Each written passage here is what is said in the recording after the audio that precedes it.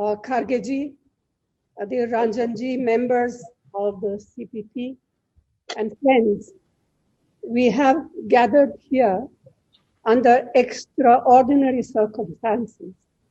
India is in the grip of a deadly health disaster, life-saving medicine, oxygen, and vaccines. It is heartbreaking to see people battling for their lives in hospitals, on the roads, waiting in vehicles, far too many for want of any medical help at all. And what is the Modi government doing? Instead of alleviating their suffering and pain, it has abdicated its fundamental responsibility and duties towards the people. The government's own empowered groups and its National Task Force for COVID-19 had warned the Modi government that a second wave was imminent and urged it to plan and prepare for it. The Parliamentary Standing Committee on Health and opposition parties had raised serious concerns regarding our preparedness. Yet, earlier this year, the Prime Minister arrogantly boasted that he had defeated the pandemic, and his party obediently felicitated him for his so-called success.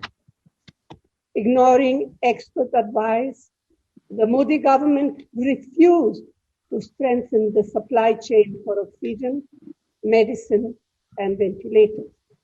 It failed to place sufficient orders for vaccine. Rather, he gifted many away to foreign countries in time to meet the needs of our people. Instead, it consciously chose to allocate thousands of crores for non-essential projects that have nothing to do with the people's well-being. Instead of helping desperate patients, some BJP governments have been using the state's repressive power to arrest people. Why and for what? Merely for crying out for help.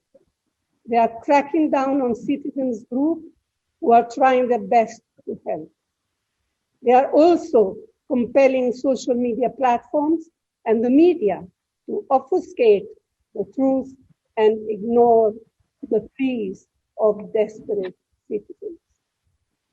As all of you know, Parliament had allocated rupees 35,000 crores in the union budget to ensure free vaccine for all.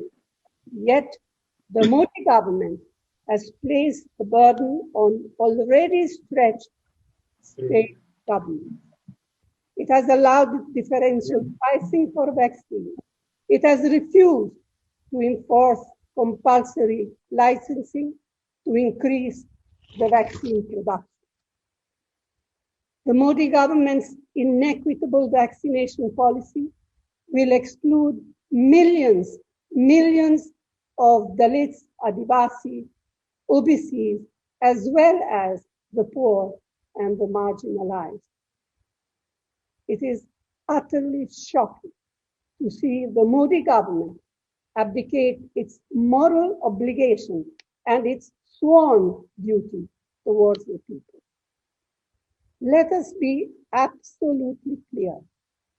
The system hasn't failed. The Modi government has been unable to constructively channelize India's many strengths and resources. And I say this categorically. India is crippled by a political leadership today that has no empathy for the people. The Modi government has failed the people of our country. You are all aware of the very many letters Dr. Manmohan Singh ji, former President, Congress President Rahul ji, and I have written to the Prime Minister in a spirit of constructive cooperation, giving very pointed and practical suggestions for action. I have personally been in touch with our Chief Minister. They too have spoken continuously to either the Prime Minister or ministers or the ministers concerned about the seriousness of the situation in their states. They get some vague reply, promises.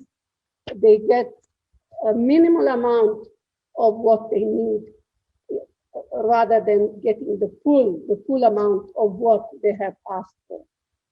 Another issue which is painful is that the government is partial towards governments where they are in government or other governments who, for some reason or other, suit them.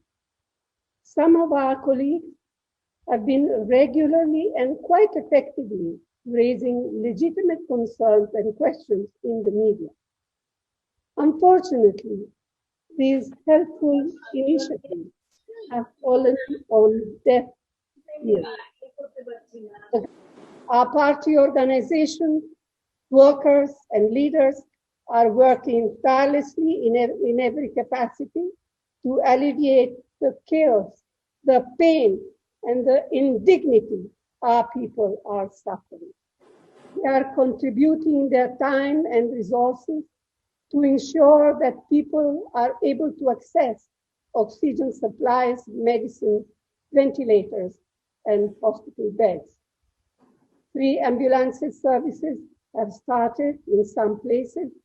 Facilities for tele-counseling by doctors have been set up, and helplines have been established. The Youth Congress efforts have been particularly noteworthy.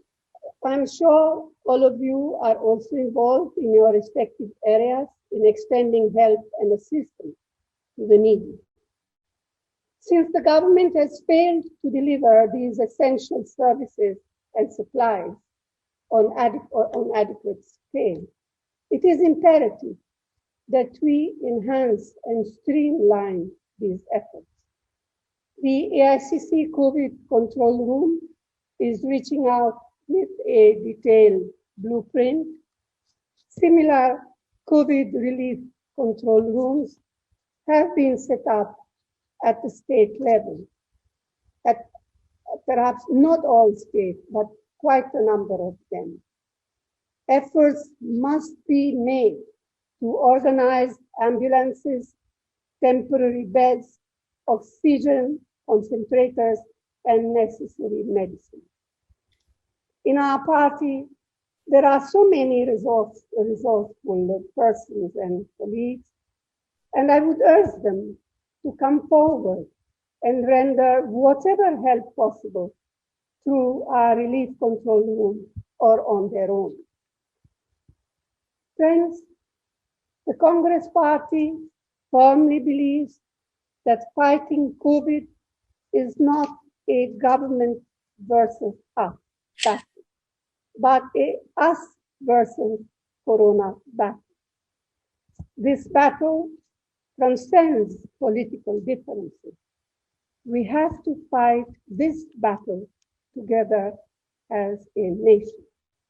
In that spirit, as a first step, I believe that the Modi government must urgently call an all-party meeting on the COVID-19 situation. The Congress Party also demands that standing committees must be convened virtually to ensure collective action and accountability to combat the pandemic better. Kargeji, I believe you could bring to the notice of the president of the presiding officer the report of standing committee on health presented in October 2020 and demand on the recommendation of the report.